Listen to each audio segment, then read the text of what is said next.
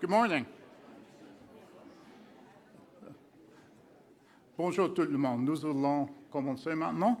Si tout le monde est prêt? D'accord. Good morning, everyone. Sorry, there won't be bad French today. That will be the end of it. My name is Carlo Dade. I am the Director for International Policy. I just changed jobs, so it's going to take me a second. Just as the Minister, I think also just changed jobs recently, so sharing stories about trying to keep our titles straight.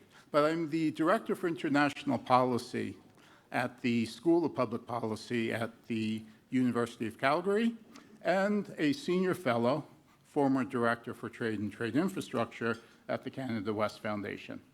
So on behalf of both organizations, it's a distinct pleasure to invite you to today's event.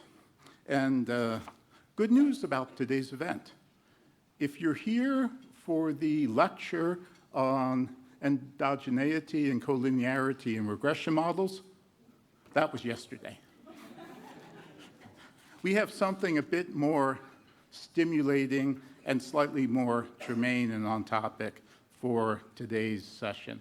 We're delighted and honored to have 3 ambassadors from missions to Canada that are attending the G7, the Group of 7 Leading Global Economies, Leader Summit in Kananaskis next month. So I'm not going to try and do a 5-second summary of the G7 and its importance. I think those of us who were here 23 years ago remember the event quite well. And for others in the room, we've got a great panel and some very deeply informed moderators to help us. As you can see from the agenda, we have a full agenda, and we'll have a full stage. Ouais, nous sommes pleins comme un ouf, vraiment. So we need to move expeditiously.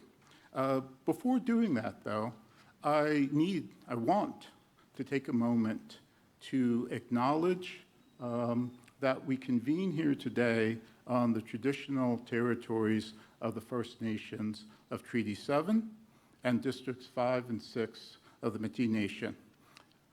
So in this place, in this room, on this land, let us try to walk together, grow together, and most fittingly for today and at the university, let us seek to learn together and do so in a good way.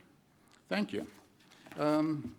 Moving along, a couple quick housekeeping notes. You'll see the exits on either side. The restrooms are to rights outside, right, and you'll be able to find your way to the restrooms. So I also need to acknowledge some folks in the room today. We have not yet MP, MLA Court Ellingson from Calgary Foothills. Court. We also have 2 names that I think need no introduction. Brian Fileski. Brian, you're here someplace. And Ron Mannix. I just bumped into Ron coming in the door. Thank you for joining us. Friends of the Canada West Foundation, friends of the University of Calgary, it's great to have all of you here today. We also have too many consul generals and honorary consul generals to list by name. I do know the UK, Great Britain is here, and the Chinese consulate general are here as well. But if I could have the consulate generals and the honorary consulate generals stand for a second for acknowledgement. Thank you.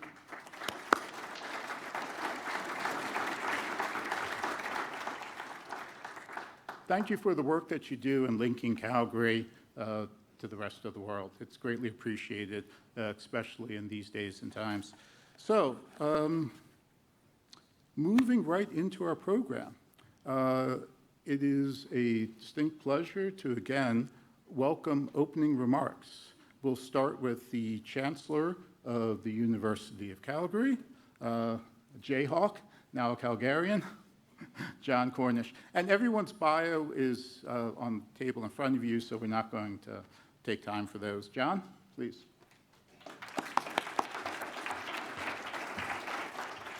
Thank you very much, Carlo.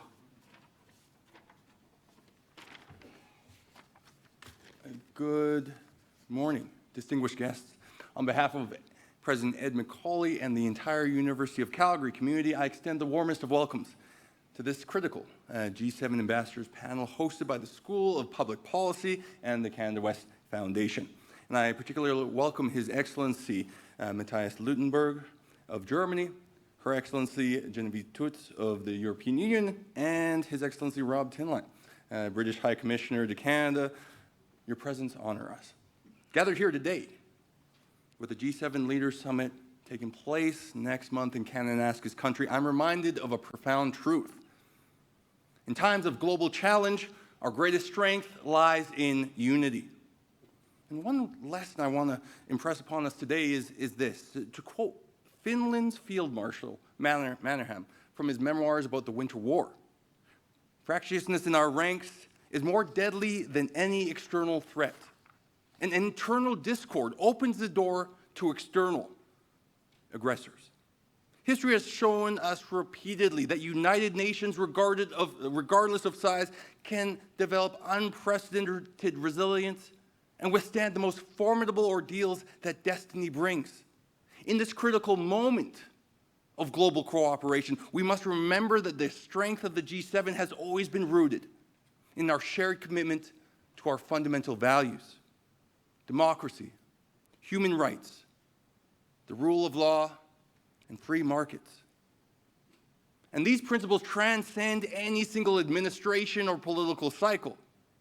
When discord threatens our collective voice, we must recognize that fractiousness within our ranks poses a greater threat than any external challenge. A G7 that speaks with clarity and conviction about its core values doesn't require unanimity on every issue, but it does demand that we never compromise the foundational principles that brought us together. In my professional career, I've witnessed firsthand that championship teams, successful portfolios, and outstanding universities share a common trait: cohesion through adversity. And with the current state of our world, welcome to the world of 50% tariffs, welcome to the club, facing security challenges, economic uncertainty, and social upheaval, it is more critical than ever that we talk to each other, that we work together, and that we find collaborative solutions to what are truly global challenges. As we prepare for next month's summit, let us ensure that what emerges is not just political expediency, but the enduring values that made the G7 a beacon of stability in an uncertain world. And if we remain faithful to ourselves and our founding principles, we really can look to the future with the firmest of confidence. I'm now pleased to introduce Alberta's brand new Minister of Advanced Education, the Honourable Miles McDougall. And Minister McDougall is a proud U of C alumni with a degree in economics and political science, and also former president of the Students' Union and former member of the university's Board of Governors. So please welcome Minister McDougall to the podium. Thank you.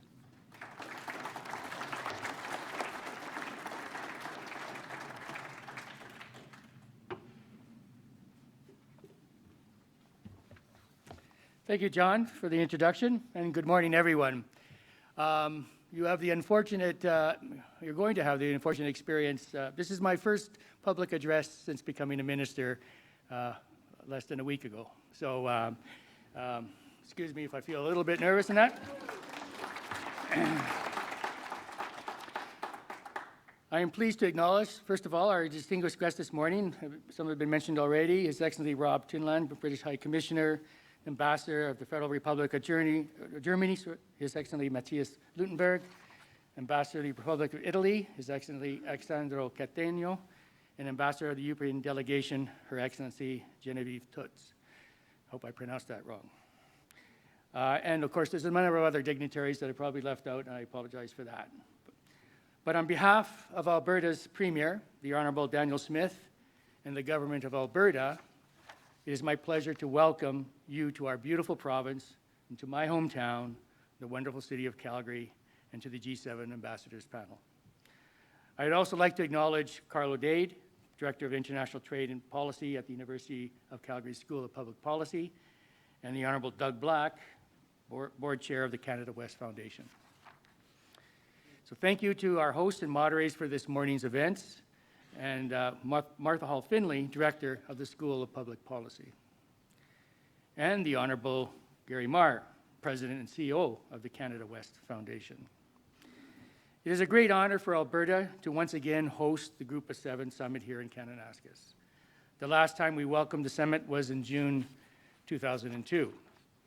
And while things have certainly changed in the intervening years, many of the challenges facing this group of leaders remain the same, including a global political situation that seems destined to provide one surprise after another for the foreseeable future, and the incredible influence of rapidly evolving technology on every aspect of our lives. One thing that hasn't changed is that predicting the future remains a risky business. But we would be remiss not to try, at the very least, to catch a glimpse of what's ahead. In a world defined by rapid change, one enduring constant is the value of thoughtful reflection and meaningful conversation on the complex issues shaping our future. Governments have an important role to play in creating space for those conversations to happen. As Alberta's Minister of Advanced Education, I see firsthand how vital our post-secondary institutions are to that dialogue. Through academic research and evidence-based public policy advice, like that from the University of Calgary's School of Public Policy, we can begin to sketch a picture of what's possible and use that vision to help guide the road ahead. So I'm looking forward to today's ambassadors panel and the insightful discussion that we'll bring, and to seeing early signs of the themes that will shape the G7 Summit this June in Kananaskis. So once again, on behalf of the government of Alberta, welcome and enjoy today's events. Thank you.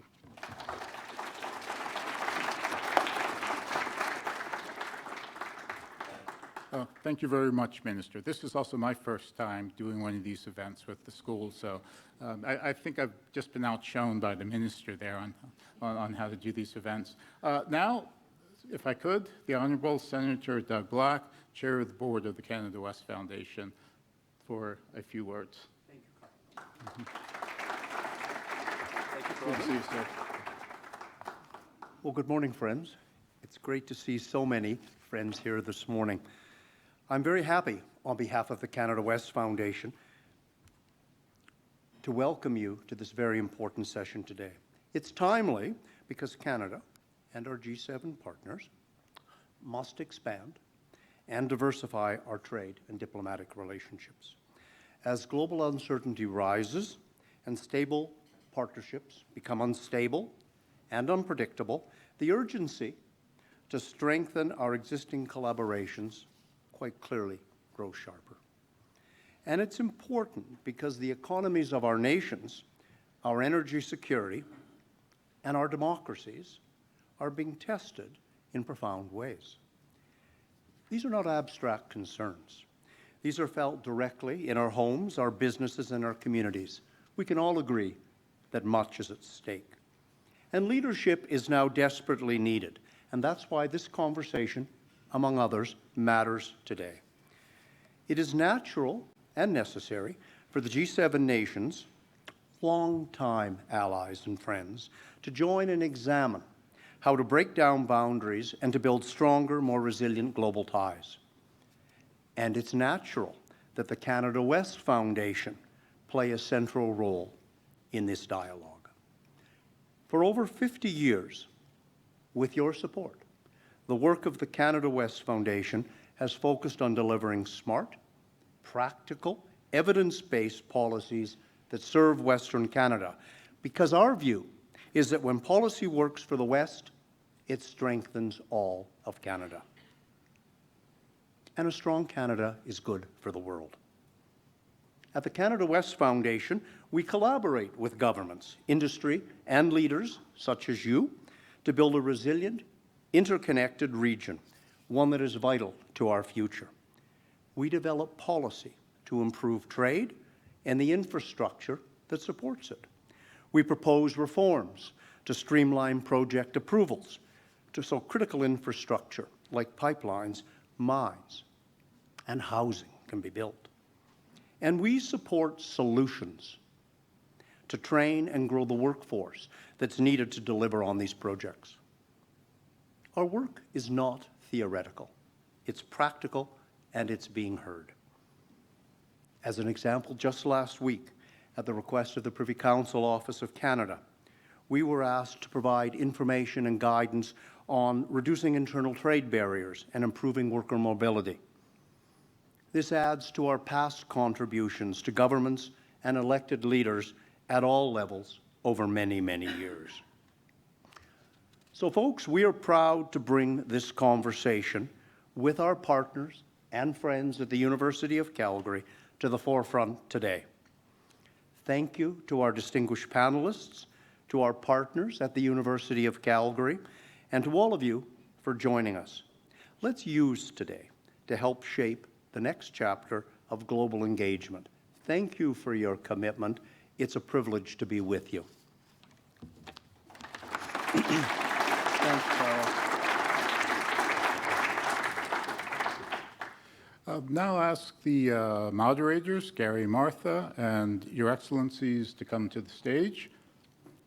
And while folks are coming up, just a side note for folks in the room about how the sausage is made with panels like this. We've gone through, I think, 5 or 6 different iterations of ambassadors, a change in minister too. So it's really difficult, I think, given that the finance ministers are in town and the distance of the travel to Calgary. We really are fortunate that we could have the diplomatic corps from Ottawa come out. So I'll work our way down the panel and then turn it over to our 2 moderators. Martha Hall Findlay is on your far right, director of the School of Public Policy. She's also leading the University of Calgary's G7 conference, full-day conference, June the 12th. So check the website, and if you're interested in more on Calgary and the G7, I urge you to come join us on June 12th for a full day. We have premiers coming in, no, not prime ministers. Former prime ministers. Again, this is how the sausage is made. We're calling audibles, John. We have His Excellency, the High Commissioner for Great Britain to Canada, Rob Tinline. Her Excellency, the Ambassador for the Delegation of the European Union, Geneviève Tuts. And His Excellency, the Ambassador for Germany, or the Co-Ambassador for Germany, Ambassador Lüttenberg. And of course, Gary Marr, President and CEO of the Canada West Foundation, who was also IGA Minister during the last G7. So one of the few people in the room, I think, who has memories of what it was like last time. So I'll turn it over to Gary and Martha. I'll let you 2 fight it out. You can Macintosh or Chippendale it for who gets to take the first question. Thank you very much for coming, and we'll get started. I think, Gary, this is our house. Your house is a little bit across town, so you are our guest, even though we're co-sponsoring. So I think you should take the first question for our honored guests. Well, look, thank you very much, Martha. And I should note that Martha was previously the CEO of the Canada West Foundation. So that's very kind of you, and we love working with you and with the School of Public Policy. Earlier today, High Commissioner Tinline and I were talking about all of the meetings that happen where global leaders meet. It may be at the UN, or it may be Davos, or it may be at regional heads of state meetings like the Summit of the Americas or the EU. There are so many meetings of global leaders. And so I guess the question that I want to ask, and I put this to any of our ambassadors here, is what is it about this particular summit that you think is important? And why is it that the G7 is important and relevant to the people here in this room that represent Canada? and its interests. I leave that open to any of the three ambassadors to take a stab at. High Commissioner? He's leaning in, so. Yeah, I saw that. We've started talking about it already, so I thought I would give the answer that I gave to you when we were discussing it earlier. First of all, it's an absolute pleasure to be here. I've only been in Canada for about 10 weeks. So this is my first trip out to Alberta and Calgary. But as I remind all of my team in Ottawa, I'm British High Commissioner to Canada, not the British High Commissioner to Ottawa. So I will ensure that I'll be back in a couple of weeks for the summit, but I will ensure that I'm not a stranger to Alberta. So look, picking up your question, for me, the answer I gave you earlier was the G7's a small meeting. It was set up 50 years ago to get people round a campfire discussing informally what needs to happen.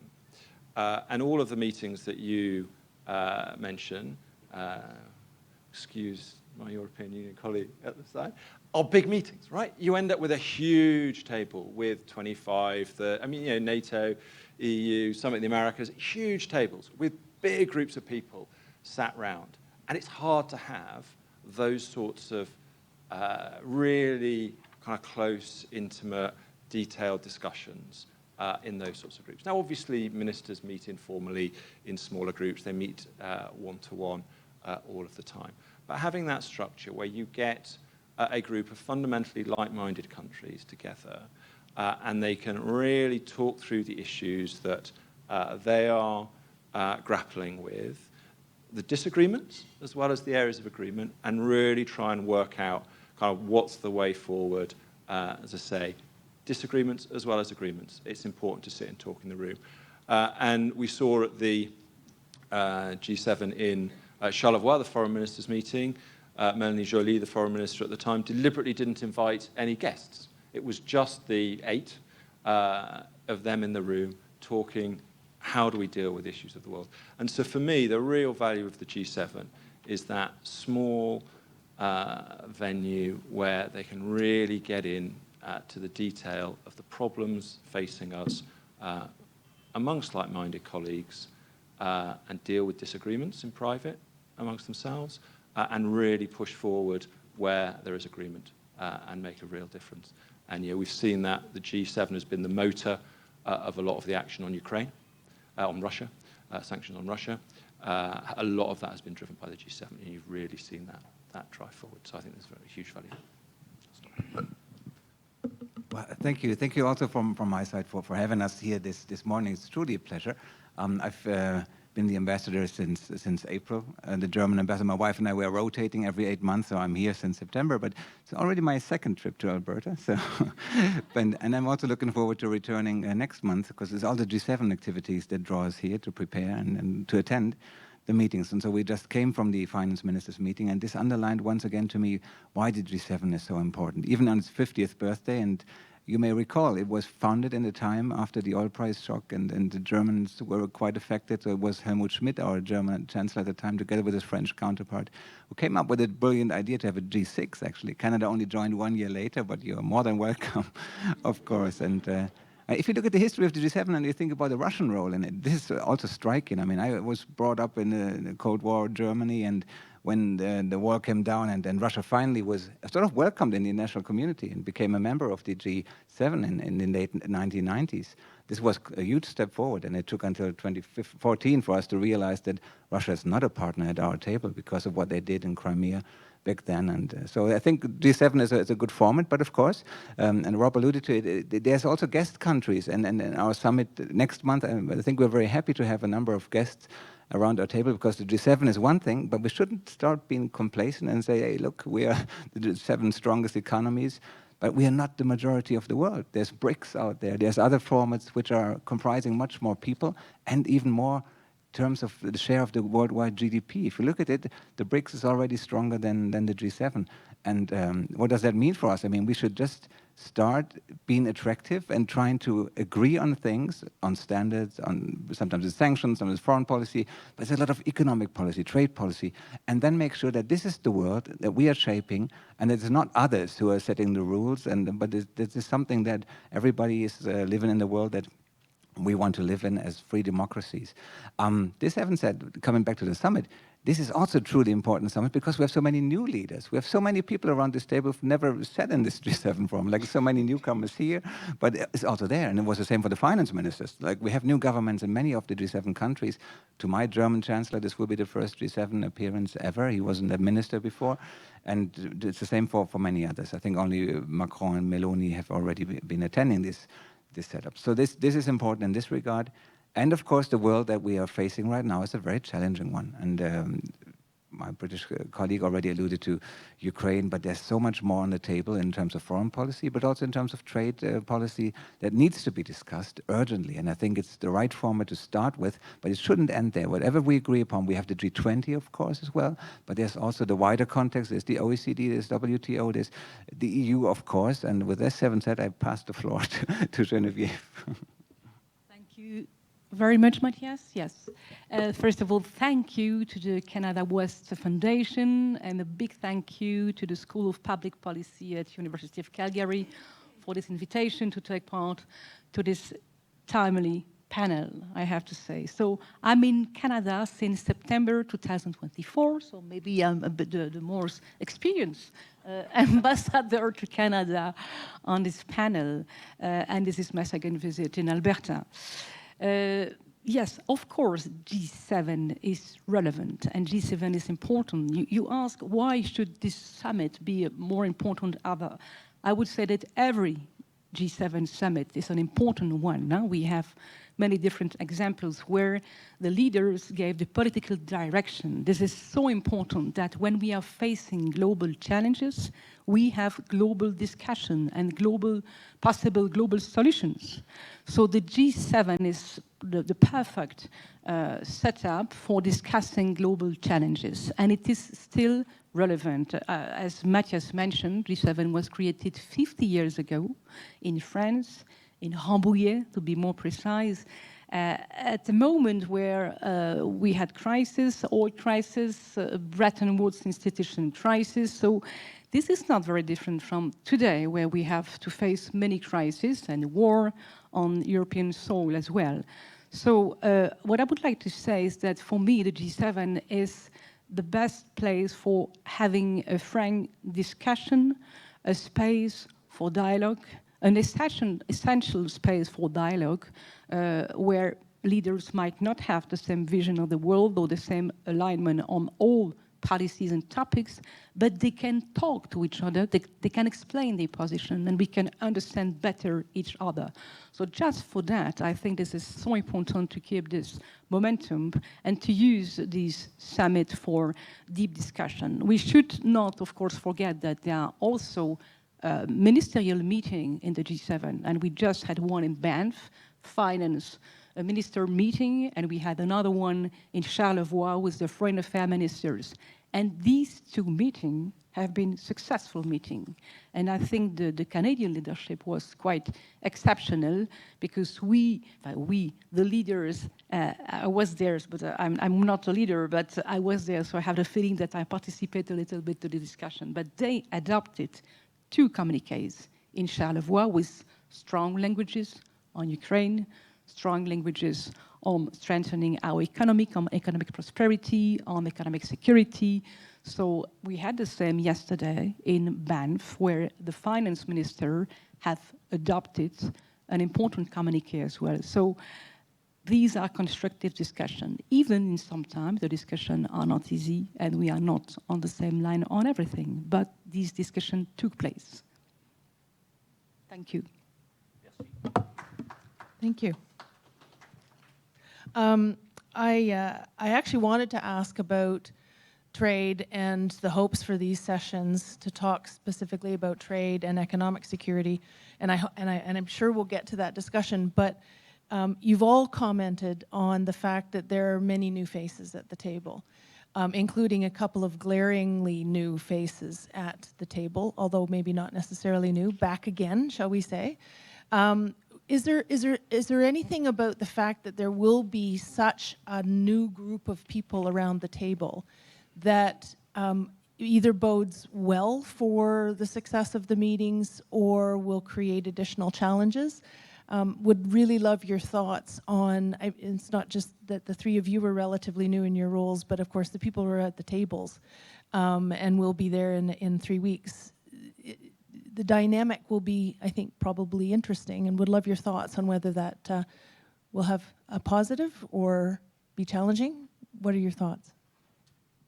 If I may, I think it's first of all positive, because the feedback that at least I got from my minister, who's exchanging all the mobile phone numbers, and I think he really felt that as there were many new faces, and it's a very open community, it's very important that the high-level politicians are connecting quickly, but they will run into each other in many different occasions. It's not only the G7 meetings, sometimes it's EU meetings, sometimes it's NATO, or it's whatever you have, and therefore this will go very quickly. But you have to understand that the G7 is really, it's a huge process with many different layers, starting from the expert level, as the Sherpa track, so the guys who are actually preparing the meetings and who are working on the communiques, and this of course is not changing so much. There are some changes here and there, but the overall engine of the G7 is still functioning very much the same way. So I'm not so much concerned. Of course, there might also be new friendships. Sometimes people don't like each other too much. This can also happen, but I think we always at the G7 managed to deal with all sorts of constellations, and there might be surprises still, but I'm very confident that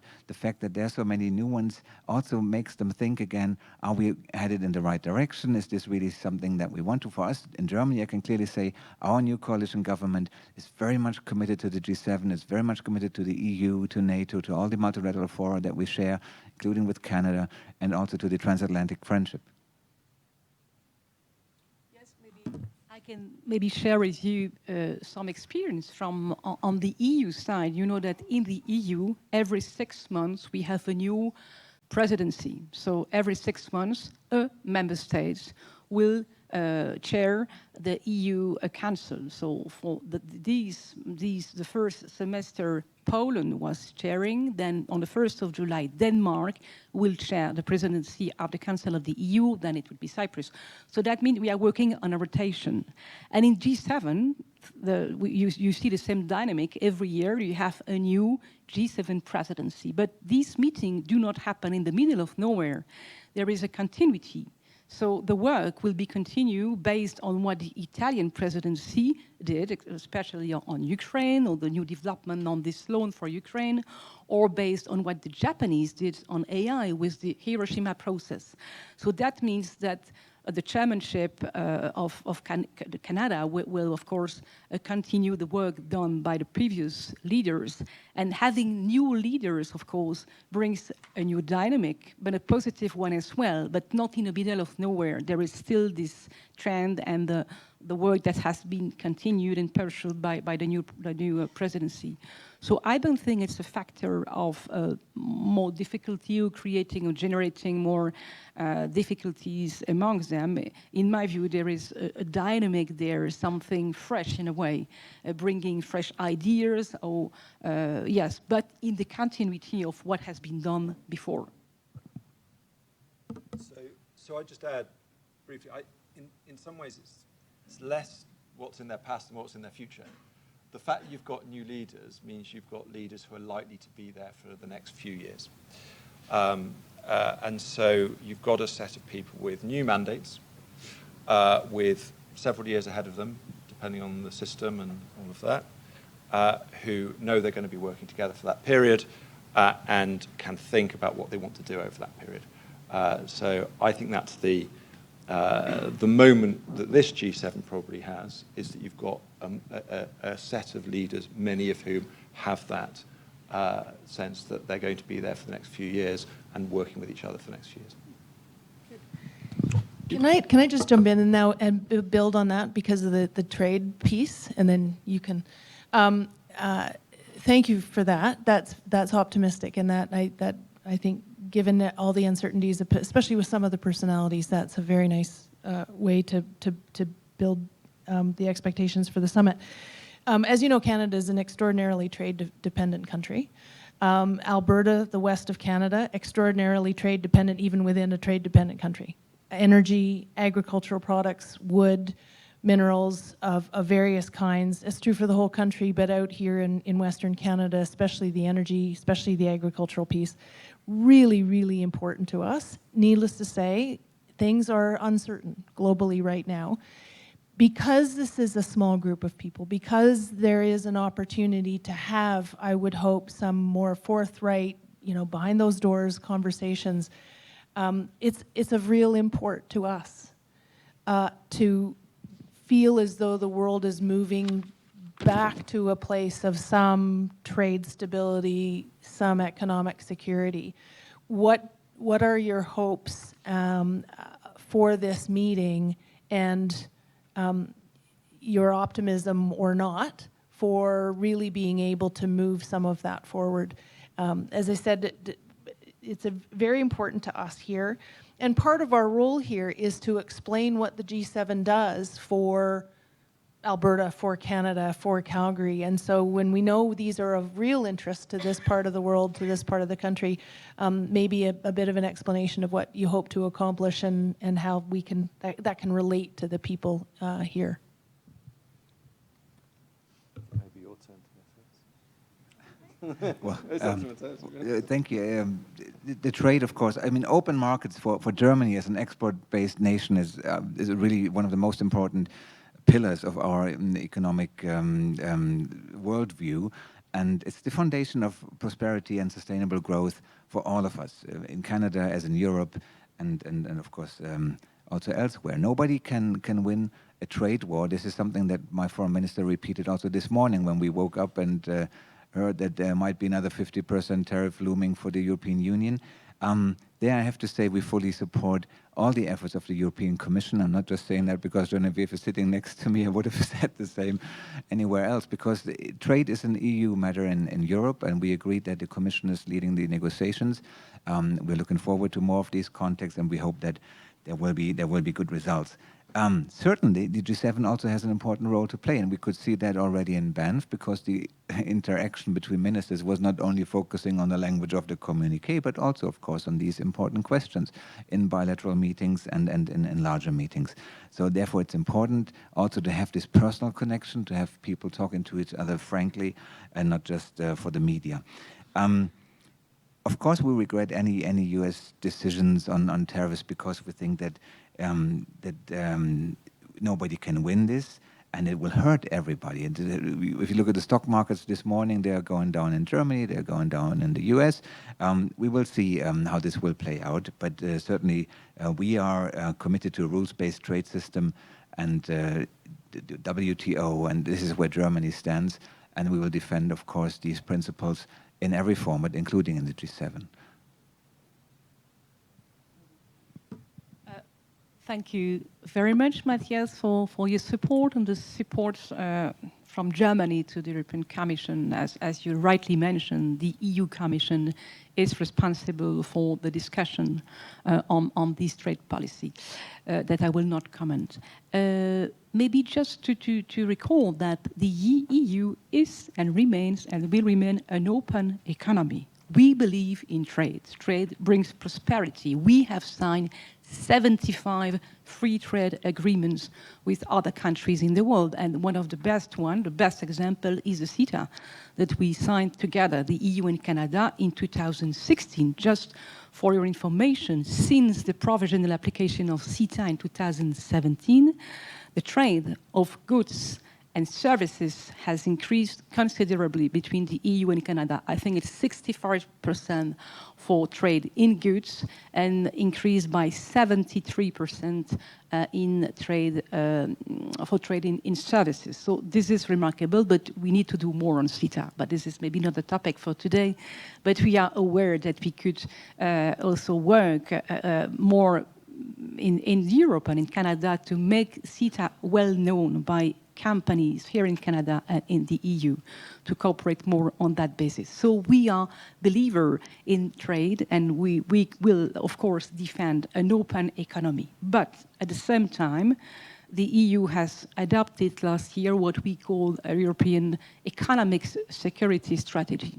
Because, of course, we believe in trade, but we have also be aware that there are some risks, and we have to develop policies to be able to face this risk, being our export control or policies or all the tools we have to react if there are some threat or trade war.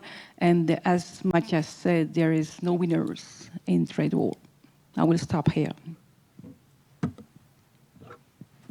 So look, I'll echo colleagues on, the UK is a country that's very reliant on trade, and we've always had a very open and free economy, and it's going to stay that way. In terms of what comes out of the G7, I just sort of make 2 points. Firstly, there is the G7 as a sort of amorphous thing is essentially decisions of 7 countries and the European Union together deciding that each of them individually are going to do a certain set of things. And so that is the conversation. So it's a little bit like when people say the UN is failing at this. Well, actually, the UN is generally a collection of member states deciding to do something or not to do something rather than an organization. And with the G7, it's a set of countries and the European Union deciding where we can combine our efforts to make a difference. We'll see where the discussions take us on trade at the summit. But I come back to something Matthias said earlier about there's a huge amount beneath the headlines. Yesterday, one of the biggest things that the finance ministers agreed was a call to action on financial crime. That is an important issue and one where the G7, given our economies, our banking system, have a really significant role to play. And actually the G7 doing more together in that area can have a really serious impact on a big challenge. Now, it's never going to be in the headlines. That's not what people are going to go away talking about from the finance minister about, but actually not losing track of the huge amount of work that we spend our times in these jobs and in previous jobs kind of working away at is something I think we just need to not lose sight of as we go into the summit. Great. Thank you. I listened carefully to the opening remarks of the Chancellor and the Senator and the Minister, and there was a lot of discussion about the uncertainty of the world, that we live in a VUCA environment. It's volatile, it's uncertain, it's complex, and it's ambiguous. And yet, as I hear the three of you, there's a certain amount of optimism in what you are talking about. And, Ambassador, you and I were talking about this earlier about, as good as things may be, there is always room for improvement, or as you say in German, Luft nach oben. How's that? Was my pronunciation okay? Wonderful. All right, okay, good. So there is room for improvement. And so I guess my question is, there are people who are skeptical about the EU, people who may be not as optimistic as the three of you have expressed your optimism. What message would you have for those individuals that are skeptical about the value of a G7 and how we move forward to exercise that there is room for improvement and that we can do positive things? Well, thank you very much. I would start with a personal experience, and Rob Tinline also mentioned it, that we've been working a lot in G7 context before.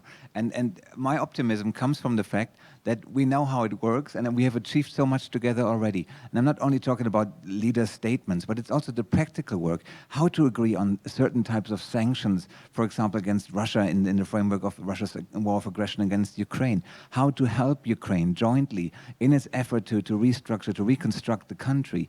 How, for example, we had a special, you wouldn't believe it, we had 3 G7 calls every week on different topics. It was the Eastern Europe Directors meeting, there was one on sanctions, and another one only on the fact on how to export grain from Ukraine during the war, which was about the Black Sea, but also the EU was part of it.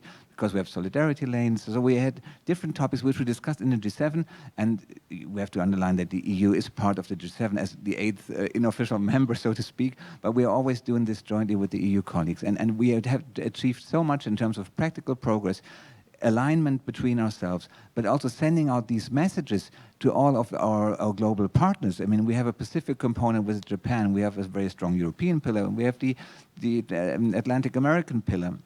So we are, our voices are heard, we are present all over the world, but this is also about sharing our views and our achievements with the rest of the world. And we often talk about the so-called global south, but it's important to make everybody understand that what the G7 doing is not just to become richer or more important. This is really about also developing cooperation, about trying to help those countries like Ukraine in a very difficult situation. And as we were successful in many of these regards, and we've agreed on much which was really having an impact, therefore I'm optimistic that the G7 will continue to play such an important role as long as we are united in our values and in our policies to a certain extent, because it was already been said, we don't always enter a room in full agreement. We hopefully manage to leave this room in agreement with a joint communique, and this is what usually works. It's a long work, and it's often we're sitting late at night and working on communiques, but this is the way that diplomacy works among the G7, and I think this is a very important tool. I cannot agree more with what Matthias said. So there are many reasons to stay optimistic. And for me, the most important reason is that these people will meet, these leaders will meet and have the opportunity to exchange and to have a dialogue and to try to find solutions together and to understand, as I mentioned at the beginning, understand each other better.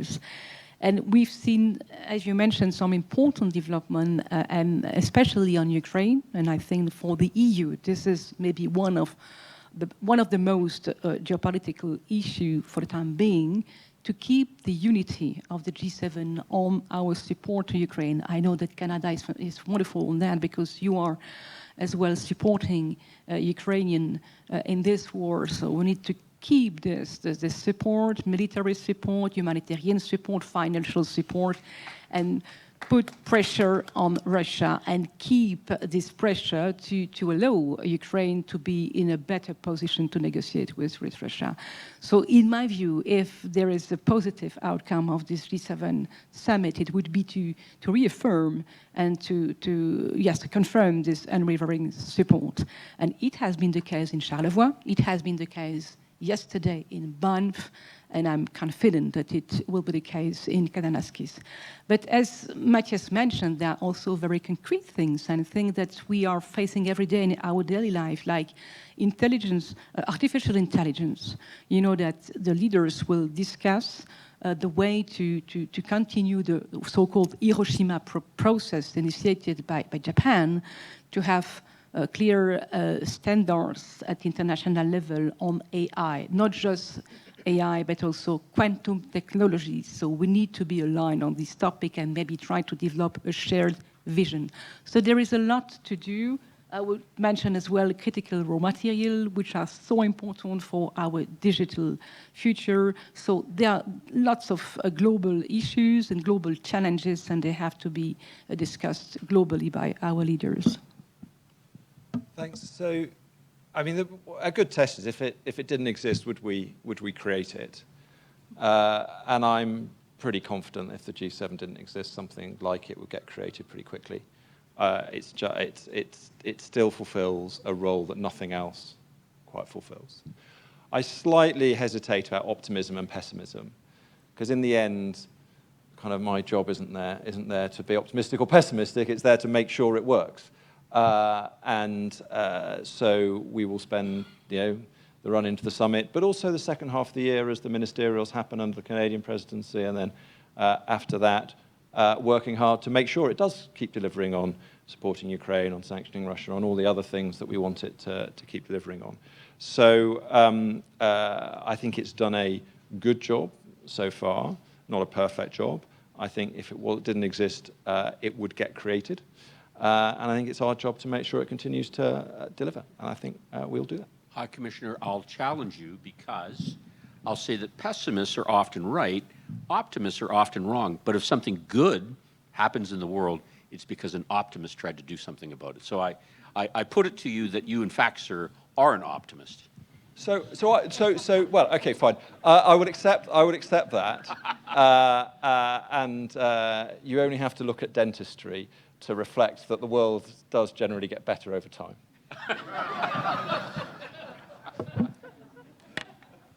Martha, I yield the floor to you. Okay, just went to a visual. I'm not. No. It's interesting, the support for Ukraine, for sure. Just a reminder for everybody, the last time the G7 was held in Kananaskis was 2002, which was right after 9/11, of course.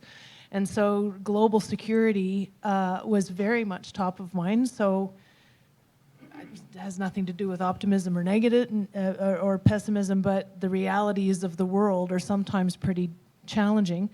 The other aspect that I think is really important for Canada is that we have a lot of Russians just to the north. And so when you look at the map and you actually have the Arctic in the middle, it changes your perspective on what is happening from a security perspective. So really appreciate your comments and especially with respect to the support for Ukraine.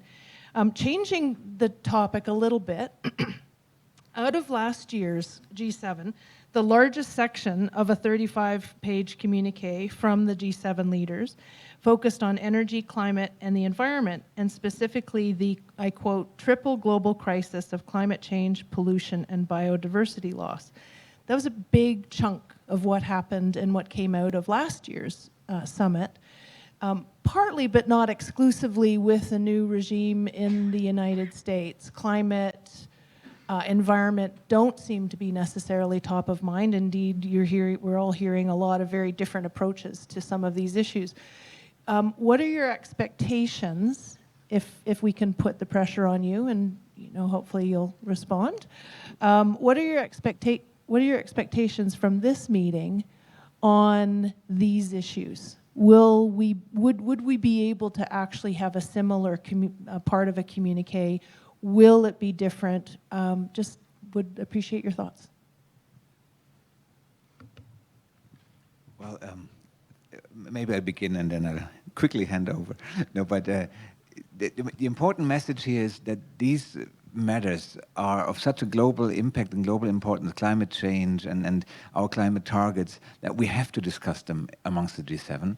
And the Italian communique, 35 pages, sounds impressive, but of course they highlighted many of the urgent needs which we are all facing. And you can discuss about the scientific background of climate change, but it's the fact that we have to get our policies right and to counter it. And we in Germany, we are, for example, committed to climate neutrality already by 2045. I think in the G7 communique, we are talking about net zero by 2050, but of course there's also elements like energy security, there's resilience, which are still on the table, and I'm sure we can also do more about renewable energy. Alberta is also well known for the methane reduction, so I think this is something which is also part of the communique of last year. Of course, these communiques don't have to repeat each other, and they have to come up with new ideas, and every presidency can choose the focus slightly differently, and this is what happened all these years, and we in 2022, when we held the presidency, also had a different focus.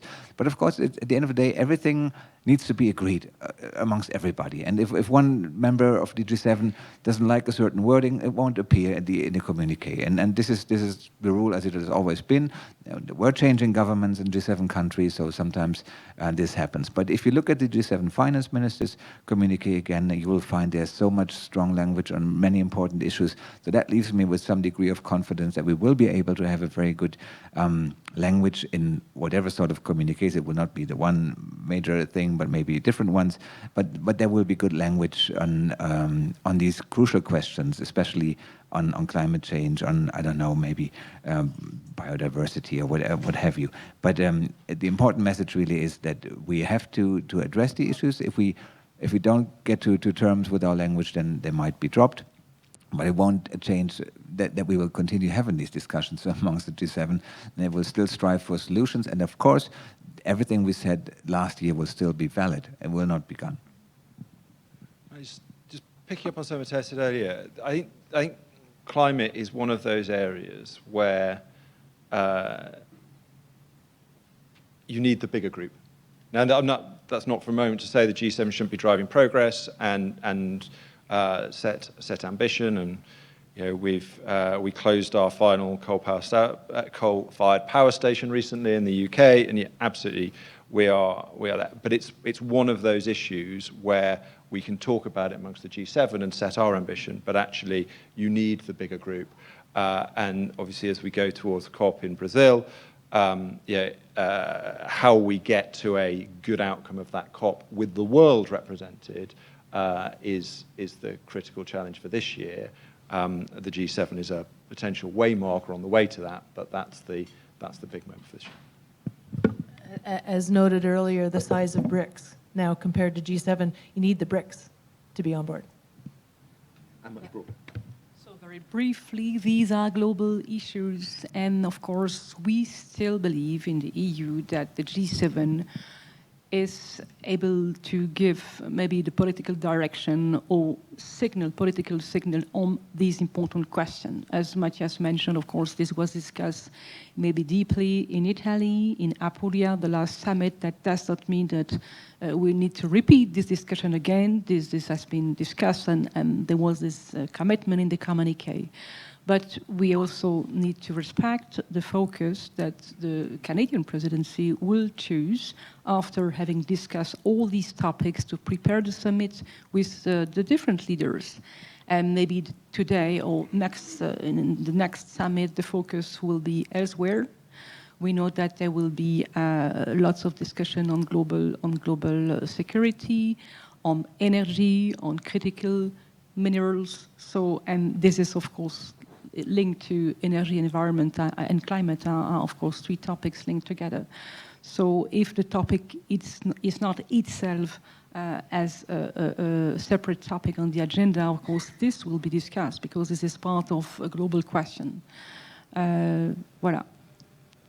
Voilà. So, look, the three of you actually did mention the sea change in leadership that we've seen in the world. I think in 2024, more than half the world's population went to the polls, and there were some dramatic changes. And so I think Martha asked the question about the new leaders and such. But let me go back to some of your former leaders. We've had former Chancellor Scholz, who came to Canada looking for LNG. We've had Prime Minister Kishida from Japan asking about that. We've had the President of Poland who was asked. We've had the President of South Korea, as he then was, asking for LNG. And let me say this briefly, and I mentioned this to the High Commissioner earlier, is that your predecessor, Suzanne, came out west and said the West is fizzy with innovation on new energy technologies and decarbonization technologies. We're still a superpower when it comes to being able to produce energy, including oil and gas. My question for you is, when you think about the things that are in Western Canada, critical minerals, mines, forest products, energy, including oil and gas, new energy technologies, food, fertilizer, are these things that in your opinion, are things that we can continue to express ourselves in Western Canada as being an important part of the trade relationships between ourselves and Germany, the UK, and the EU? Well, of course, I would first of all underline the importance of our trade relations between Germany and Alberta. And yesterday evening, I had the pleasure to meet some members of the German Albertan business community, and we see already that this is of course very important to us. More globally, LNG is only one, of course, of the most interesting things of their time. If we look at the German energy mix, we are quite proud to say that we reached 50 to 60% renewables, depending on the wind and the sunshine. But we are very happy to have gotten so far, and we will continue working into this direction. So fossils, for us, given the climate neutrality goal or the target that I mentioned by 2045, is of course something that we will use as a transition technology, but which is not there for the long run if we look at our energy mix. But for the time being, it's possibly not a secret that 90% of our LNG comes from the United States of America. So a bit of diversification might also be helpful. We are very interested in finding partners for LNG exports, but of course it takes certain infrastructure, and this port infrastructure, the pipeline infrastructure needs to be built somewhere. We are very happy to have this dialogue with Canada, with Alberta, and of course Canada also has to have the interprovincial discussions that we are all following with great interest. To us Europeans, it sometimes strikes me as a bit surprising that you have all these interprovincial barriers, whereas we are just taking down all the barriers between our countries, 27 countries, one market basically for goods and services. He's rubbing it in. I'm sorry, I have to say that. Just saying, it surprised me. But no, I cannot give you any better advice than just think about it. Because if you want to export whatever LNG or hydrogen at the time, you will need to have some pipelines also to the east, and of course you have some to the west, which is important.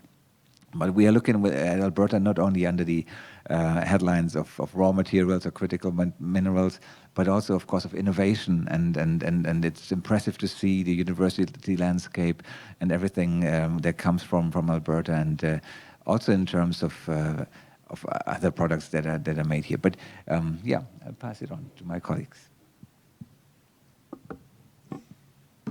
Well, I have to say that for the EU, of course, energy is an important area of discussion, as we had in 2022 with the beginning of the war, a wake-up call, because we needed urgently to diversify. We were too dependent on our energy imports. So that's the reason why the EU had to reflect and to develop the so-called energy union to reduce our dependencies. And this is something quite positive, because when you receive a shock like that, you need to change the way you are dealing with your energy. So that's what we did, and now I think in a very successful way. We have just adopted a new strategy to be absolutely to reduce completely our dependencies on Russian gas. So that's the goal, and diversification, of course, is the solution. So we have diverted to some other countries, Norway, but the US as well. But talking about Canada and Alberta, because you are such a rich province, you have everything here, oil and gas, but not just that, and possibility to also with the mining activities to be very rich with your critical minerals. So that's something, of course, very interesting for the EU. But what is missing maybe is infrastructure. You mentioned possible pipeline, or we discussed also the possibility to transit via the port of Churchill. So we need to be maybe creative and sit together again and discuss these new possible development in a very realistic and viable financially way. But yes, congratulations for what you have. This is amazing. This is amazing. We also have lots of wind, and Alberta has the largest solar farm in Canada. Yeah, so it picks up neatly on that. I mean, look, we've got some very ambitious goals when it comes to decarbonising our economy, but oil and gas is going to remain a feature of our economy for a considerable time to come. Yeah, we will continue to work with a whole range of countries around the world. You know, as I say, we're a free and open country. You know, there are markets and how in where we import those from. I'd pick up more on the innovation part of this, and as you say, there's a huge amount of innovation going on in Alberta. But I don't want to bring British Columbia into this, but I was out in Vancouver last week talking to some fantastic firms there as well.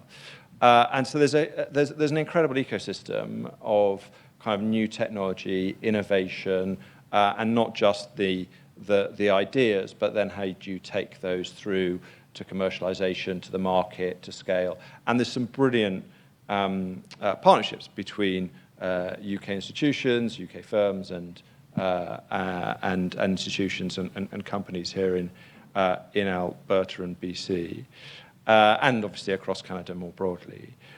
So I think there is a huge amount of new stuff that we can do together, and one of the big challenges that the government in the UK is trying to capture is how do you make that transition that is essential as we decarbonize, one that is driven by new technology, and one that creates jobs, creates skills, creates that the livelihoods for our people, that is absolutely essential.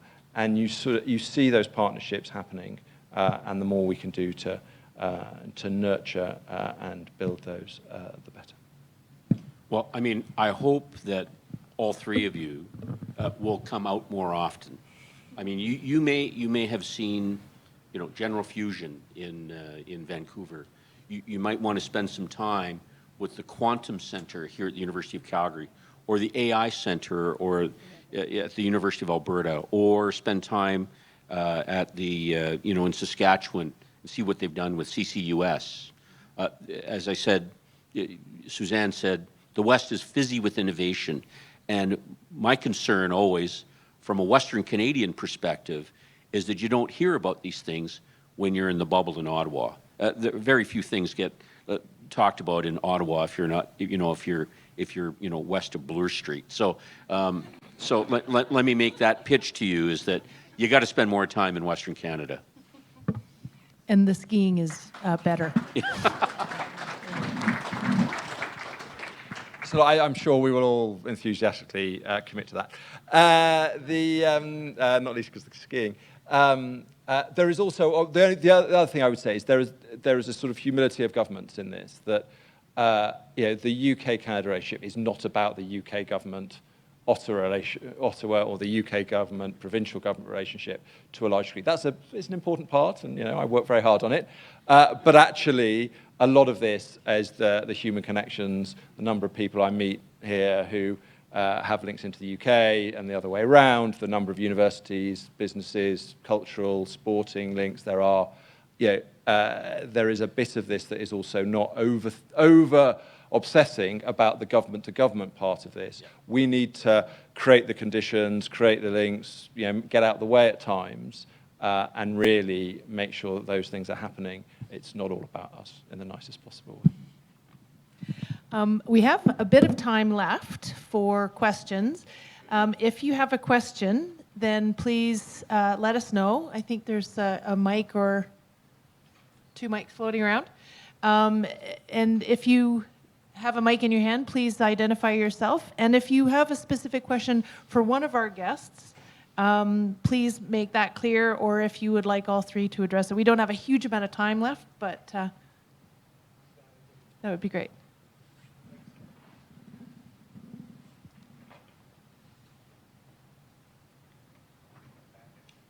Judy. Okay. Thanks, Carlo. My question's around agriculture and food. Okay, who are you? Oh, yes, I'm sorry. David Disiak. For the benefit of the room. David Disiak, a long career in the ag tech industry here in Western Canada and around the world. So ag food. Canada is one of the few handful of countries in the world that can really truly export large volumes of grains and oilseeds.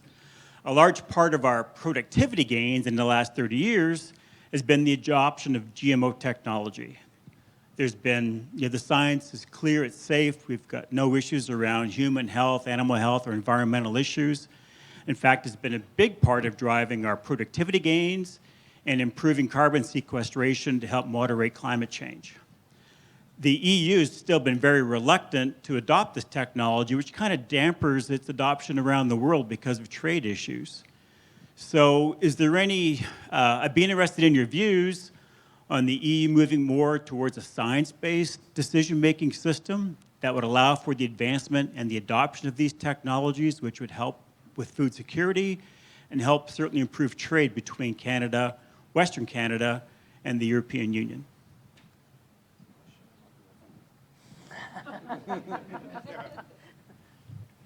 There's some serious passing off going on up here. So this is a very serious question of course, trade, but also on agriculture. So I might come back to you and maybe we can have a bilateral discussion on this. What we know is that we are also interested in these technologies to improve, of course, trade between the EU and Canada. But more precisely, I think I would like to have a conversation with you bilaterally to understand better what is precisely the question on which technology you refer to. Maybe this is not the now, but I will come back to you. I'll share with you this anecdote. In the early 2000s, they were trying to export Saskatoon berries from Alberta to Great Britain. And it didn't satisfy the EU rules. The EU said, this is a novel food. Novel to who? I mean, First Nations people have been eating this for 10,000 years. And you know who changed that? Boris Johnson, back in 2005. He said, this is not a novel food. This is an absurdity. And he fought for the entry of Saskatoon berries into the EU. And he was successful. So when his trade minister came out here about 4 years ago, I gave him 2 jars of Saskatoon berry jam, one for him and one for the Prime Minister. So we can show progress on these things, in my opinion. But it's happening one piece at a time. The clear opportunity to say something about that relationship not being in place anymore. His Excellency leaned over and said, that question is definitely not for me.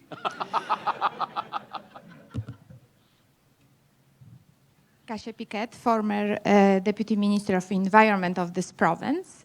And my question is to Geneviève, but pretty much to all of you.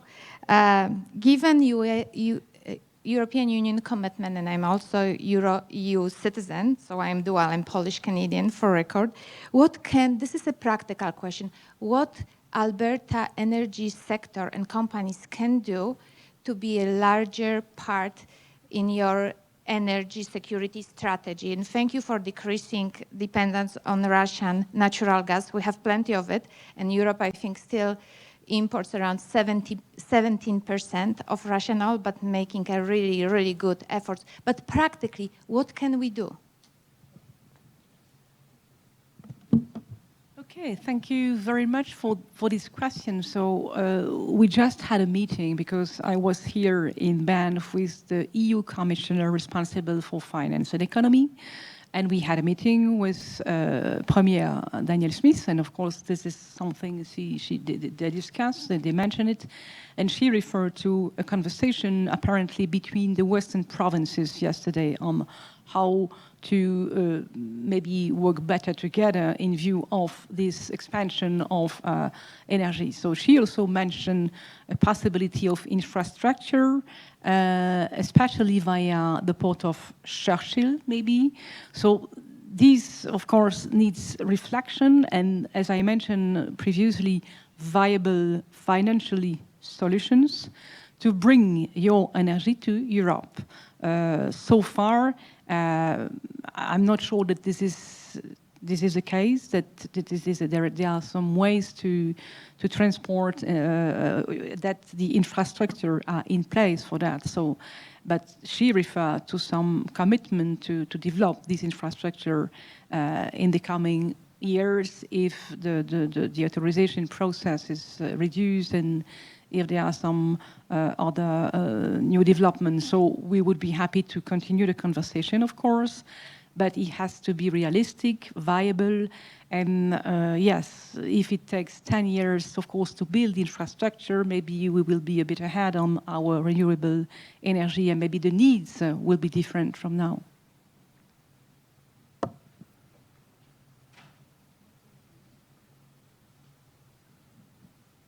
Thank you. More an observation than a question when the subject of canola came up. Alan, who are you? Alan Turnbull. I'm a retired partner from Baker McKenzie. The honourable member from the UK will be pleased to know that I just returned from a 3-week trip to the UK, and I was quite impressed to see the number of bright yellow fields in the rural areas. And one of my colleagues said, okay, well, this is kind of related to the EU, isn't it? I said, yes.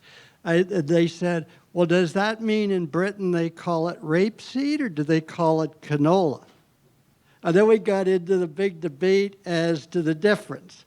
But I did want to make the observation, the number of bright yellow fields means a lot of canola is being grown in the UK.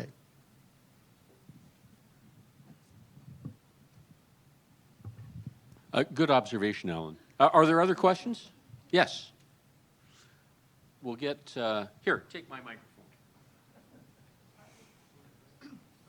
Thank you and good morning. Emma Sarne, the Consul General of the Philippines here in Calgary. And it's an interesting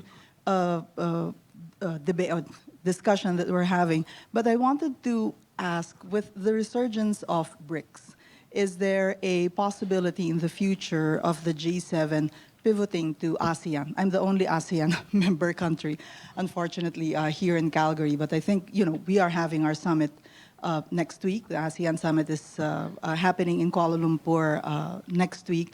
And yes, like I said, given the resurgence of BRICS, though Indonesia is already a part of BRICS, is there in the horizon for G7 for a pivot to ASEAN or maybe closer integration with ASEAN? Thank you. So look, I mean, it depends a little bit what you mean by a pivot, right? So if the question is about membership of the G7, the membership of the G7 has been pretty static for a while, with one obvious exception, and I doubt that would change. In terms of invitations to ministerials, to summits, that is something that each presidency looks at each year.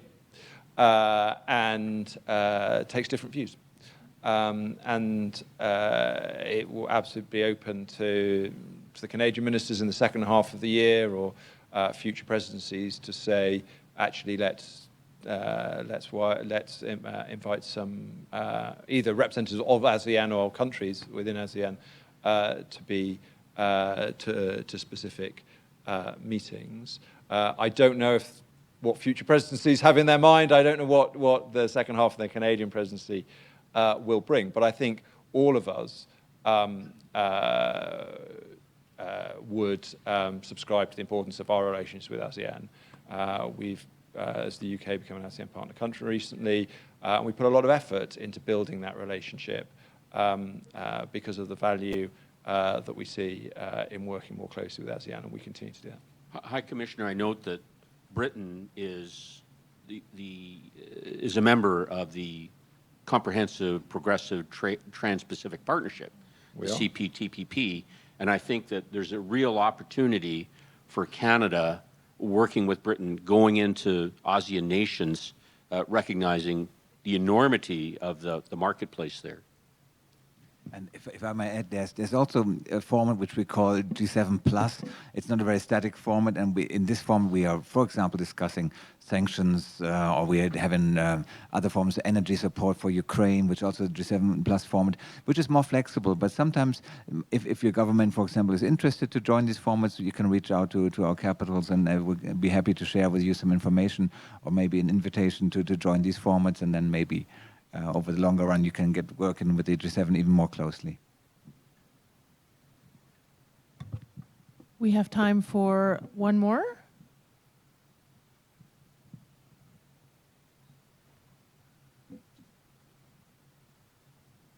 Good morning, Mustafa Sahin. I'm with Edmonton Global. We're Calgary Active's counterparts from the north. Just a question. I know you talked about the cozy nature of the G7 and how that allows you to have more in-depth conversation on certain topics than the larger formats. How do you balance having those constructive conversations on the topics that you maybe agree upon, while also having some of those more difficult, perhaps less comfortable conversations behind closed doors with those, because it's cozier and it's that smaller group. So how do you balance trying to do both of those things at the same time to find consensus? It's Mark Carney's challenge as the person who's going to be chairing the meeting, I think, is the honest answer to that. So look, a lot of it comes down to the presidency. The G7 doesn't have a secretariat. It is there are expected meetings that happen, and there is a sort of rhythm, but there's quite a lot of scope for each presidency to decide what meetings they want, in what way, on what issues. And obviously they need to bring the other members with them, but there's an awful lot of power that goes with that. So in the end, it comes down to the minister chairing it or the leader chairing the summit to say, well, okay, how do we best address the set of issues that we want to address? What are those issues? And how do you do that in a way that makes sure the meeting delivers what you want it to deliver?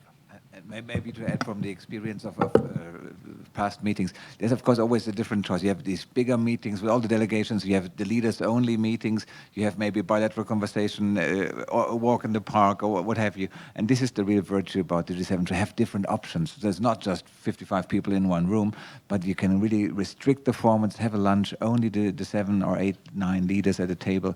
And this is something that you can play with, you have to play with if you want to achieve the right results.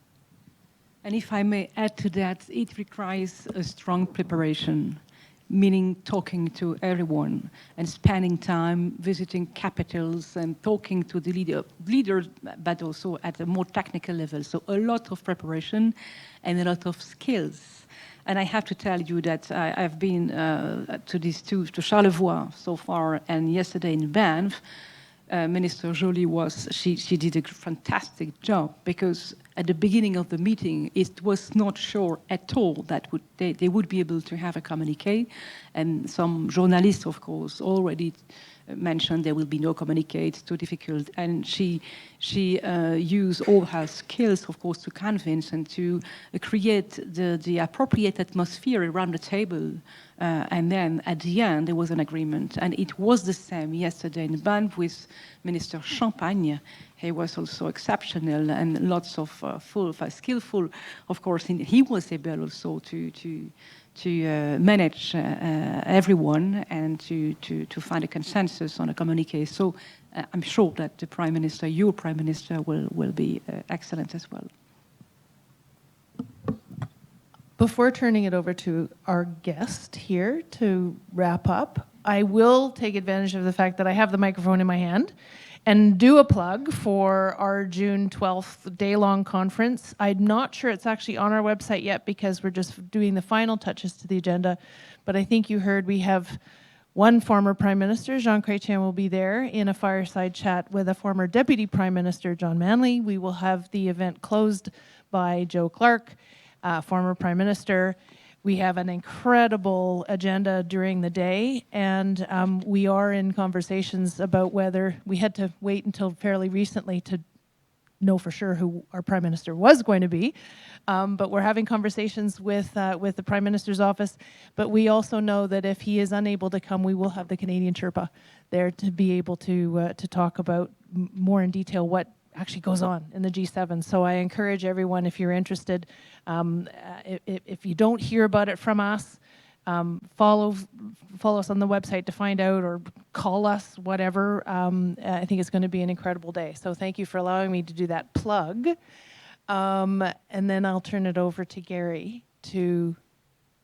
So I'll only say that, I mean, I'll make some comments following lunch to close. But for this portion of the day, I'll just leave you with this story. I regret that the Italian ambassador was not able to come, but I had mentioned this story to the High Commissioner earlier, and that's that in 2002, it was the G8 that was here, and so I had been asked by the Premier to welcome all the leaders as they arrived, and so I met, you know, Bush, Blair, Kazumi of Japan, Aznar of Spain, and I was waiting for Prime Minister Berlusconi, and his plane was late by a couple hours. And so I was sitting there with his ambassador, and he talked about all kinds of things. And I said, you know, Excellency, what part of Italy are you from? I've learned that there's no such thing as Italian cuisine. Everything's regional. And he says, I'm from Abruzzo. And for those of you from Calgary, you may recall on 4th Avenue, there was a restaurant called Abruzzo. And I used to eat there regularly. And so I was a little familiar with the food. And I said, well, tell me what it is that is your most favorite dish from Abruzzo. He says, oh, I love it, timpano. I said, well, I know timpano. Timpano is like a lasagna, except you use layers of crepes instead of layers of noodles. And you use polpettini, small meatballs, not polpetti or polpettoni, and you cover it with cheese and a bechamel, and you layer it and you bake it. So when the Prime Minister finally arrives, the ambassador tells him the story, and Berlusconi looks at me and goes, I've never seen an Italian guy look so Chinese before. So there's a vignette from 2002. And with that, I'll leave it. I yield my time to Carlo to finish up here. Thank you all.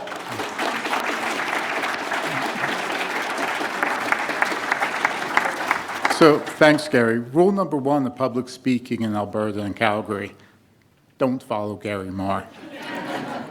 Let me take a moment again to thank their excellencies for joining us, Rob, Geneviève, and Matthias.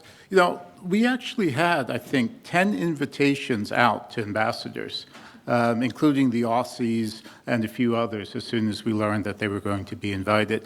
But the difficulty in this moment of organizing the summit, being able not only to make the time, but to commit the time to come and join us, I think really says something about these 3 missions, their dedication to Canada and their willingness to engage Alberta. So please join me again in thanking them.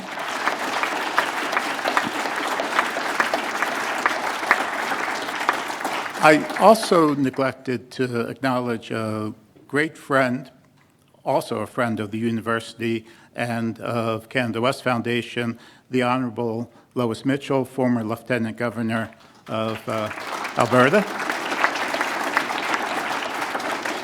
And with that, I'll leave you for a second plug. Right, boss? Either one of you could answer then. Yes. A second plug for our full-day seminar or conference on the G7, which will be held at the University of Calgary. We're really looking forward to that. So as we welcome the world's leaders and the world's attention 20 years later back to Alberta and to Kananaskis, one of the few venues to host 2 G7s, London being one of the other ones, of course. So thank you very much and look forward to seeing you on June 12th.